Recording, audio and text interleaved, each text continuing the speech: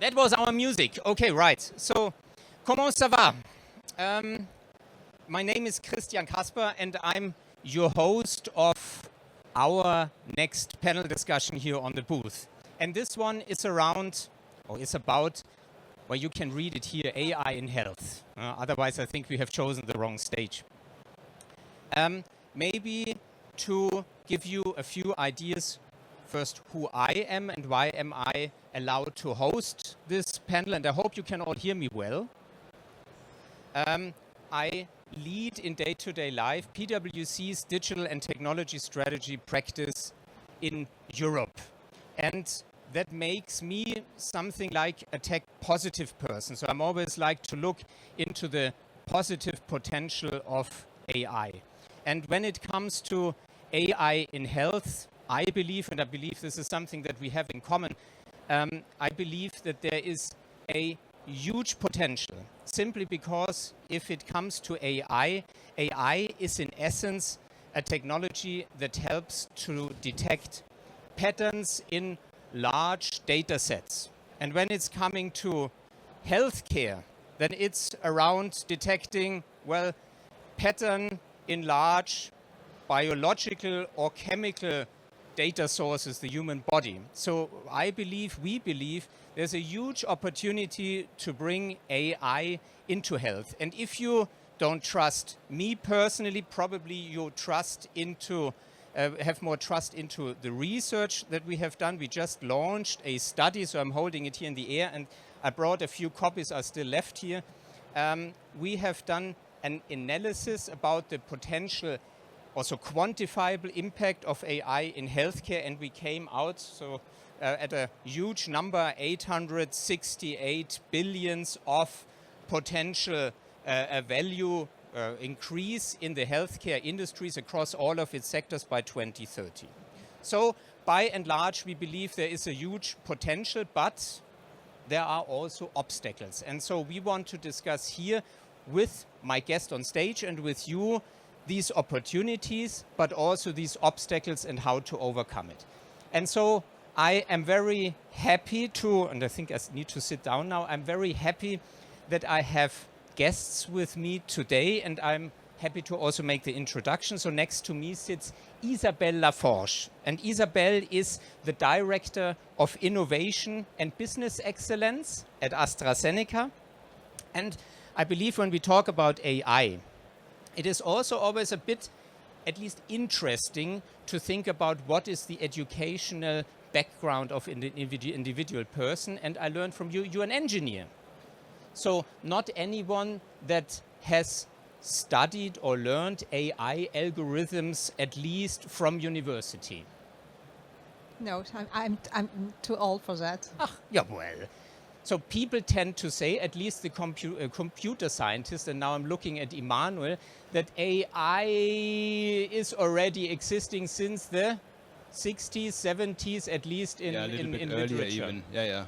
So with that, I'm happy to introduce to you Emmanuel Schweitzer. Emmanuel is a computer scientist, and in his day-to-day work, he is the head of materials AI of German Merck. And now, so you see both Isabelle and Emmanuel are from large pharmaceuticals and chemical corporations. And maybe it's fair to say that my third guest is a kind of a challenger to this world. So I'm very happy to have Lara Gervais today with me, and Lara is the founder of Virtuosis AI, and which is a digital health startup which aims to generate, at least this is what I understood, generate insights from the human voice. So, and you studied, Lara, I looked it up, microengineering. Yeah, I studied microengineering, but with a quick focus on AI, what we call now AI. Which so you're a bit the hybrid of the two worlds, engineering and computer science. So, welcome again to all of you. Now, let's start our discussion with maybe a first question to you, Isabelle. So, where do you, in AstraZeneca, but probably also in your work, where do you apply AI already today? So hello everybody. Well, a lot of answers to this question. Just to to emphasize one example that I think is really interesting for the pharma company, but for the patient as well, is the usage of AI in clinical trials. In clinical trials today, interesting things, it's between 3 or 5 of eligible patients are indeed applying to clinical trials. And why? Because today clinical trials is very site-centered by design. So the patient need to go to the clinical trial site for exam, for HCP conversation, and for all data collection. And it's very complicated in our day-to-day life to have this travel, we have to have a day off sometimes, organizing family, etc. So in reality today, it's complex to have this kind of inclusion of all patients in clinical trials. And it's important to have this diversity in clinical trials. And so we have just read our protocols, about 100 protocols, and just discover that something like 70% of the data we are collecting could be collected at home. Just collected at home with a clever and a regulatory authorized clinical device to do that. And so we developed a tool named Unify in Astra Zeneca for this clinical trial inclusion, remote control, remote data monitoring, and also adverse event collection. So it's interesting to see that data and AI can help both the industry and the patient together.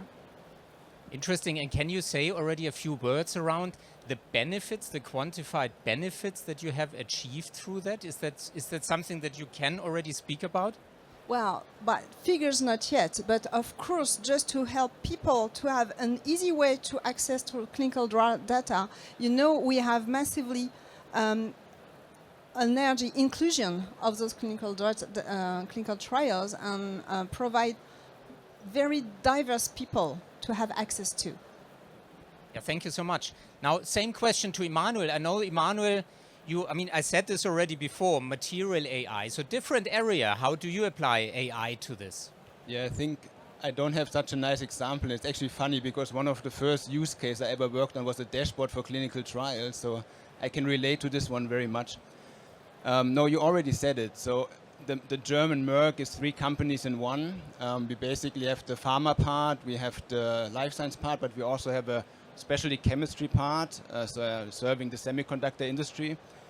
And I think we apply it across the whole value chain, from R&D, supply chain manufacturing to commercial. But I think the 2 areas that are most interesting to me are both the fuzzy front ends, I would call them. It's an R&D where you don't really know what you're inventing yet, basically. And I think there are a lot of the new techniques, they can bring you new ideas. And I'm going to come to an example in a second. And the other one is how you're dealing with the healthcare professionals, the patients on the other side, because that's the other fuzzy front end, because it's not something that you can standardize, but you really need to kind of interact with the patient very individually. And I think there AI can have a big impact.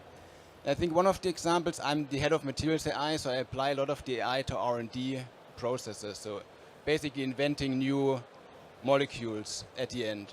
And we're actually using a model from Astra Zeneca, which they open sourced, thankfully, in the pharma industry, to invent new molecules in the semiconductor industry. So you see this AI hype goes beyond just the boundaries of health into like different industries. So we're really trying to take all the lessons learned from one part of our company or the market even, the pharma part, which is a little bit ahead, and apply it to, for example, the semiconductor industry. So to your questions, it's all areas of the business, and some of them are more interesting than others.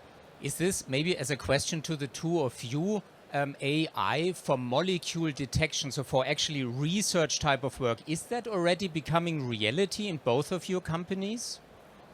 So I would say yes. So as I said, we do this a little bit longer in the healthcare part. We also partner with some companies in the market to do that. And now we see it also being applied to, as I said, molecules in the semiconductor space. And it's actually, it's like organic molecules you use for copper inhibition. I was at the NVIDIA keynote and he talked about the copper strings connecting all the GPUs, and you need to protect the copper, and so you're basically making new molecules for that with the AI coming from some of our partners in the ecosystem. It's, by the way, also regulated, but in a different way than probably the healthcare sector. Yeah. So, and how is it the same at Astra Zeneca? Also, AI deployed to early research, molecule detection. Is that already an area you go after? Yes, I think we can say that today it's already a reality. Emmanuel say we also already provide models publicly. So yes, for sure it is. It's a core business of a pharma company to invent and identify molecules. So for sure AI is already there. I think that's what makes the industry also so interesting. It's about inventing really things that help well-being. So that brings me to you, Lara. How do you apply AI in, well, your business, I would say, in your product? Yeah, so as you say, maybe the antagonist, in the sense that we have this particular technology that can detect over 20 disease and symptoms from a single 30-second audio recording. And so you mentioned well-being. So yeah, it's particularly useful to monitor mental well-being because it's just based on voice recording. So you can use a phone, you can use your laptop, and you don't need any hardware. So you can use often to detect as early as possible signs of well-being issues. So for example, we are used to detect early signs of burnout. But back to the pharma scope, we are also used for remote patient monitoring. So for instance, during clinical trial, but also beyond clinical trials. So for example, another pharma one, I'm not representing them, but we are integrated into one of Roche diagnostic platform as one of the modality for diagnostic, our modality being voice. And so I think it's really the future to use platforms and all the data we can have access to, whether it's wearables, voice, or other, to be able to get data on patients without having the need to get them into a clinic or having someone to dedicate time to check up. And what therapy areas you're targeting mostly? Yeah, that's a good question. So we target mental health, in particular depression, anxiety.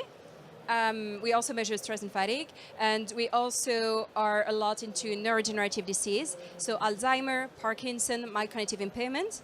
And then we also monitor type 2 diabetes, which is less obvious from the voice, but we can detect anything that impacted the brain, the lungs, the heart, or the muscles. So for example, Parkinson, it's the muscles. For diabetes, it's mostly through the lungs, through respiratory fatigue, but also through the muscles, through neuropathy.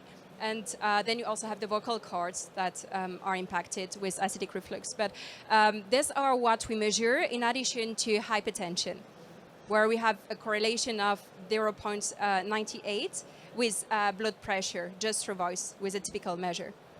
Brilliant. Well, very interesting. So maybe to the next question, what would you say, I'm starting maybe with Emmanuel this time, what would you say is the biggest untapped opportunity of AI, specifically in your area, if you take, let's say, a 3 to 5 years outlook? I mean, there's a lot about kind of the full stack of what we call agentic AI. So we talked about inventing new molecules, kind of the start of the innovation journey. And today you can use an AI to generate a molecule, and then you can use machine learning to score if the molecule is good or bad, either in the pharma scope or in the material scope. You can do all of that already. But I think what we are starting to see is that you have this whole kind of innovation funnel where you need to start to break down the problem into steps, and generating a molecule is only one. You need to research the papers, you need to scale it up, you need to do like the whole chain until you're in manufacturing. And so I think we see more and more of the AI go into taking a problem, breaking it down into steps, and then you have these point solutions, and then you put them together again to basically build a whole end-to-end, orchestrate an whole end-to-end chain. It's not there yet. You asked earlier, is it there yet? It's not there yet, but I see a lot of us moving into this direction of breaking things down, and then what is the human going to do? What is the AI going to do? It's going to be an interesting question there. And I think that also brings from an untapped potential, you asked about untapped potential. I think we see a lot of people adopting AI also internally within a company. I think every one of us does this. And we have big like training programs just to make sure that people are actually using AI internally as well. I think there's a big untapped potential in adoption with these tools as well still. Super. Same question to you, Lara. Untapped potential, or what is still to come from virtuosis? So voice biomarker analysis, the first study were done in the late 80s. So it's not like just a new technology, but it has never been deployed until recently. And there is still a lot more to tap in. And I think whether it's through virtuosis and tapped potential, but also other technology, it's a lot about integration into current workflow, current platforms, because we don't need to have an extra app, an extra 10 app. There are already so many, but integration through current workflows, through in between data source, so we can use it without being overwhelmed with all the technology. And I think that's for us. So for example, we integrate into telehealth, so you don't need to go into a new app to just record dumbly your voice, even if it's just 30 seconds, but we are already spending so much of our days talking. So better analyzing it during a real conversation that also brings value. So that's, I'd say, the untapped potential. But it's, as everything, as technology, it's progressing, and it's towards better and more potential. But you're right. I mean, so the voice is a biomarker that is always there, that you need to only analyze but not really collect. I'm also actually recognizing that none of you is wearing any of the data collector rings, right? Which I see, well, so, no, yeah, well, good. So, Isabelle, how about you? Biggest untapped potential for AI? So AI in healthcare? Yes. It's patient identification. I think it's a huge opportunity. It's an amazing dream for patients. I had the opportunity to work in other sectors. I worked in telecom and in insurance. And for sure, that knows this amount of data in these other sectors that we can find in the healthcare sector. We have tabular data, we have images, we have voice sample as well. And as you mentioned in your introduction, the AI need data in quantity and quality as well to be effective. And this is really a huge opportunity for patient identification. So identification means inclusion in clinical trials, diagnostic as well. And for example, we have the chance as well to work a lot with startups at Astra Zeneca, because these ecosystems, those partners, are so inventive that we need to help to work together. And we have a startup in Spain that developed an ECG device, algorithm to understand ECG and analysis and identify pattern of a very underdiagnosed disease, which is amyloid disease. And so it's really helping those people, because most of the time patients are not diagnosed immediately. They have to wait, and sometimes it's taking years, especially in chronic disease. And chronic disease, the earlier you are diagnosed, the best you are treated. Patient identification, thanks to this huge amount of data and current technologies, it's a nice opportunity, and it was a dream and it's now a reality. And so maybe to bridge already to a next question directly to this, and I think you touched it already a bit, what is holding us back? What would you see as the biggest obstacle to not leverage the value of AI at scale for patient identification? I think there's two obstacles. The first one is the data access. Health data is very rich. But the healthcare system is totally disorganized. Honestly, compared to other sectors, when you see what the retail sector can do with very poor data and what we are unable to do today. Well, so the data collection, the data structuration is key. We need to work collectively on that. In Europe, the European health data space is under discussion, but we need really to think globally to facilitate the data access. You can explain to Mr. Macron tonight. Yes, I'm happy to do that, yeah. So how is in the material science space, Emmanuel? Challenges that are holding you back at the moment? So I think you touched on one, which is kind of putting things into production, like taking them from pilot and making them available large scale. I think you also touched on it, like how many years ago was the first trial with voice recognition technology? I think it's super easy to look at all these presentations, see the hype. It took us 2 years to build a retrieval augmented chatbot internally, to go from a first pilot to something that's productive. You know, I think all of these technologies, they need some time to get into production, and I think that is holding us back quite a bit, I would say.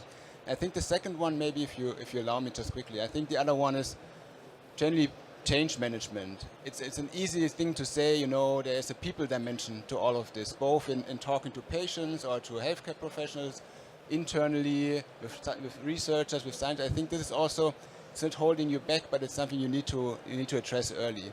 Because there's going to be changes. Maybe you're talking to an AI in your clinical trial, or in your voice recognition, you're starting to talk not to a doctor anymore. You're talking to an AI. You're talking to different systems. So the interface is changing. The interaction is changing. And I think to actually put this into production, we're all engineers or computer scientists here, so technology is important, but the people dimension is also going to be super important. I would like to bridge over to you, Lara, and maybe to make the question very specific to you. Do people have already trust in AI? Do you already sense that the people trust the detection, the insights that you're generating, at least enough like they would trust a doctor? Yeah, so we saw a big shift. So we have been on the market since January 2023, and we saw a big shift when ChatGPT came out. So people realized the impact AI can have and what it can do. And for us, it changed everything. I think before people wouldn't really understand like AI, voice analysis, you can predict health. Like, yeah, it just didn't make sense for them. And so for us, it changed everything. Then, so to reply to your question, yeah, people, like, if you talk to clinicians, doctors, they look at the clinical study, and then there is good methodology, there is significant like data, and so they trust it. When it's to the general population, we are also careful that they don't trust it too much, because it's a tool. We have really good performance. So for example, Parkinson, we have a 95% accuracy, sensitivity and sensitivity are even higher. But for other health areas, it's more around 93. And so we tell them, okay, we have a 93% accuracy. For example, depression, we have a specificity of only 75%. So you have to know that it's not perfect. You have to confirm the detection, so it's diagnostics. And then you have, even if you haven't detected anything, you still have to do checkup. But it's not just getting people to trust it, but also to not over rely on it. It's not like a magic thing. It's a really, really good measurement tool. It has really good performance, sometimes better than more invasive things, but you have to know what is the performance, and nothing is perfect. So that was great insights, and I get these signs from my team. And this means actually to all of you, we would have still a few more minutes for your questions to our guests, if you have any from what we just discussed. Maybe a question to the audience first. Who is from the pharmaceutical industry? Hands up. Oh, that's few. I mean, what other industries are we here? Technology industry? Well, good enough. So I think there must be a lot of questions. Huh? So please ask questions other than I would ask now questions to other pharmaceutical participants here in the audience.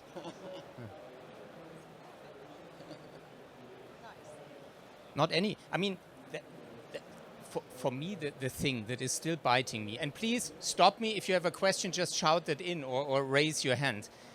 What I would be interested in, the biggest breakthrough that you saw in the last, let's say, 12 months is when it comes to AI.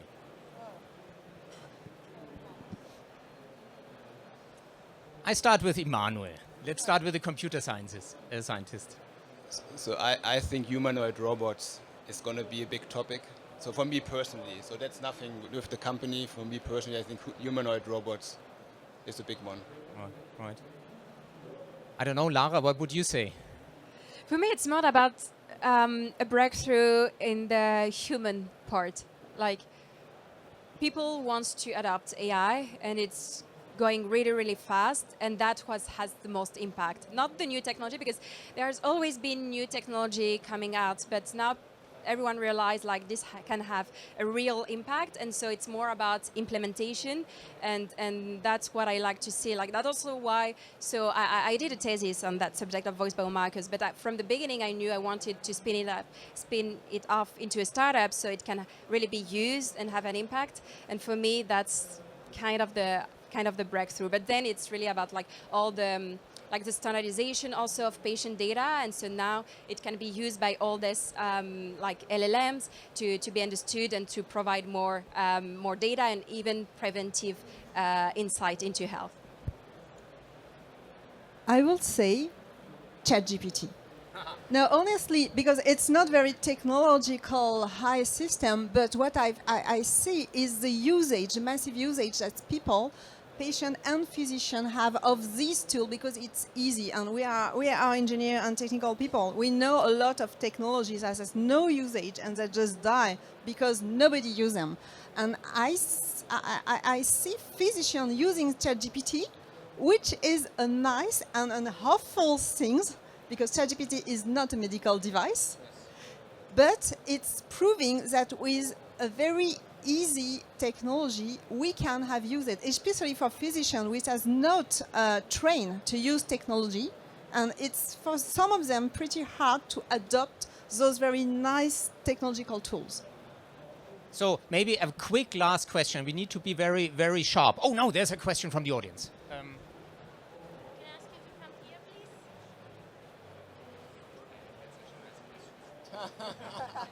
First, thank you so much. I feel this is a very insightful session, and I'm a student, so I learned so much. I have two questions, one regarding the data, one regarding the change management. So for the data, as you said, the data access is an obstacle, and also you want to improve the data quality. Might know, have you kind of identify the root cause of this obstacle? Why there's some challenges on the access to data, and why right now we don't have like very high quality data? Is it because of a lack of data collection? I mean, from the privacy constraints or anything else, the root cause? Well, very briefly, two things. The first is we need to think collectively. In a very complex ecosystem. In healthcare, you have physicians, you have pharma company, you have medtech, etc., and we need to think collectively on the data access. First one, and well. What was the Like second? the data privacy considerations. Have you do you identify that as a problem if like patients are concerned about their data privacy? So maybe a few thoughts on that, because we gathered a lot of voice data associated with diagnostics. So quickly on your first question, which is much related to the second, is when it comes to healthcare, typically you pay patient and you pay clinician to gather the data. While if you are on other areas, marketing or even classic areas, you just find not sneaky ways, but you find ways to gather data here and there. While in healthcare, because the stakes are really high, you want to do it properly. Now on our side, it's something that is quite sexy, so we didn't have to spend as much as you would typically have, which is like tens of millions to gather our amounts of data. Then about privacy, in this scope, when you do it the traditional way, like it's really like you have to submit a request to an ethics committee, and then it goes beyond the classic like data privacy. Now when it comes to more classic way of getting data, yeah, data privacy is really important, and you have to reassure people, and it's important to tell what you do and what you don't do with the data. I know that you have still another question. Isabelle also wanted to have a response, but I also got a sign that we are about to wrap up. So please continue to have the dialogue with us. We are not running away unless Mr. Macron walks along, then probably we need to, okay. But so you will still find us here. Thank you very much for attending us. Thank you very much for being such a nice guest and interesting discussion.